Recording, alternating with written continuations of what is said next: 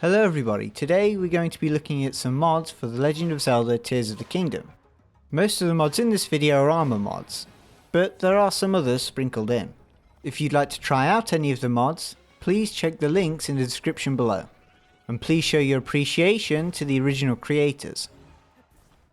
Now the first armor set we're going to be looking at is Calamity Armor by ATK Supper. Now to acquire the armor, you'll first have to travel to the Dueling Peaks stable, and then talk to Beedle. He will now sell the Greaves of Calamity for 1000 rupees, the Tunic of Calamity for 500 rupees, and the Mask of Fiery Calamity for 650 rupees, coming to a total of 2150 rupees. Now the armor itself comes with a rather unique visual effect, which is this Gloom/Calamity based aura, and will follow Link wherever he goes. The visual effect, however, is only tied to the tunic, which means that you can change the headpiece and the trousers and you will retain the effect.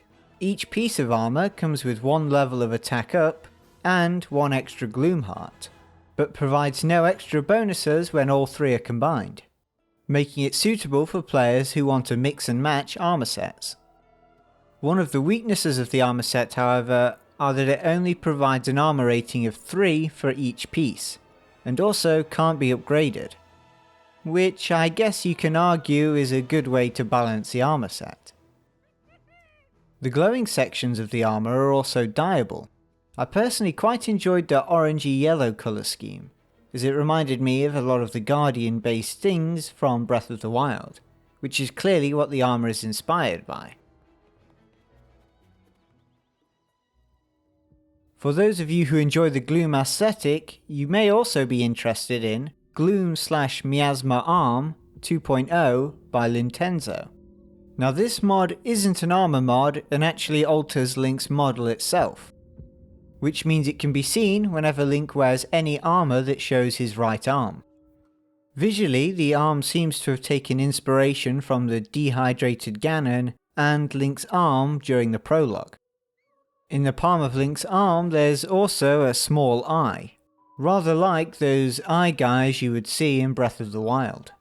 There's also an older version of the mod, which is slightly different visually and has more of a skeletal look, which itself comes in two variants, with one version having red markings going up Link's torso. The other version, on the other hand, keeps the markings to the natural colours, or I should say colours that are normally there. Moving away from Gloom, we have our next armor set, Black Knight Armor by Phantom B8. There's also a standalone version by cadenw.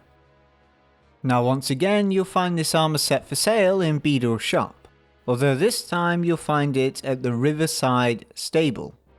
And each piece of the armor will cost you 200 rupees, which in total, if you struggle with maths, is 600 rupees. If you download the non-standalone version, you'll find this armor replaces the Evil Spirit set. Now I'm unsure what the actual effects of this armor set are, as it says it does attack up. However, when you wear all three pieces, that seems to disappear, and instead is replaced by a set bonus, which is the same set bonus as the Evil Spirit set. Now those of you who are fans of Fire Emblem may recognise this armor set. I personally haven't really played any Fire Emblem games, however I think the armor looks pretty cool and you can't really go wrong with a cape. Like most armor sets, things can be mixed and matched. You will have to be careful though, as because of the large proportions of the armor, things can start to look a little bit strange. For example, if you just wear the helmet on its own, it may look like Link has an incredibly long neck. Or if you wear the armor without the helmet, it also ends up looking like Link has an incredibly short neck. Just like the previous set of armor, it also can't be upgraded, nor can it be dyed. Our next mod is both a weapon mod and an armor mod. The mod is Monado and Shulk's Outfit by Cattail. The top half of this armor replaces the Tunic of Twilight, and the bottom half replaces the Trousers of Twilight. The sword on the other hand replaces the Big Goron sword. and produces a faint bluey glow, which is much more prominent in the darker areas of Hyrule. Now, just like all the other previous armor mods, you can mix and match. And since there isn't a headpiece associated with the armor set, you can wear whatever you want. When using Monado, you'll notice that fusing things to it can often make it look quite strange, as no part of the model is removed when fusing something onto it. Thankfully, there is a mod out there that makes fuses invisible, so the sword won't look so odd when you're looking for that extra oomph. If you're a fan of Xenoblade, you'll also find that the author has another mod which replaces a lot of the music with Xenoblade music, which is a work in progress, although a beta is available, which will also be in the description below.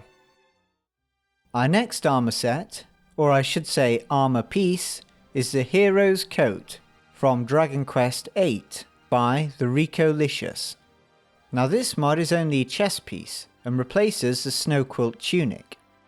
It's also one of the older mods we've looked at, with it being around 9 months old.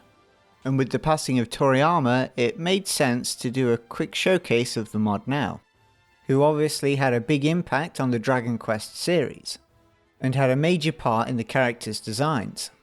Now, since the armor piece replaces the Snow Quilt tunic, it retains all the stats and effects of the Snow Quilt tunic, which includes a resistance to the cold, and remains upgradable. Now, since the mod only replaces the Snow Quilt tunic, you'll have to recreate the rest of the hero's outfit on your own, which is what I've tried to do with this red climber's bandana, and I also put on some green trousers. The armor can also be dyed to a variety of colours in the dye shop.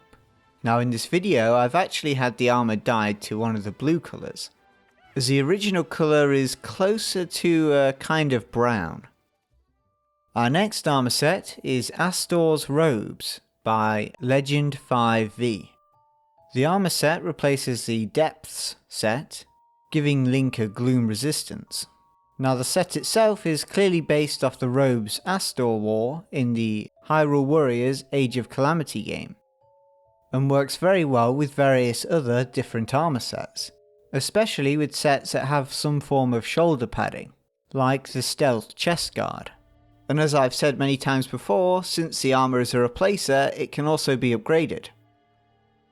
The armor's hood is also dyeable, although it may seem confusing at first as the actual hood counts for the shoulders and the kind of belt looking cog thing he has around his waist. And that was the last mod of the video. Please let me know in the comments which one was your favourite, and which mods or tools you're looking forward to for The Legend of Zelda Tears of the Kingdom, whether it be something like the mod manager or master mode.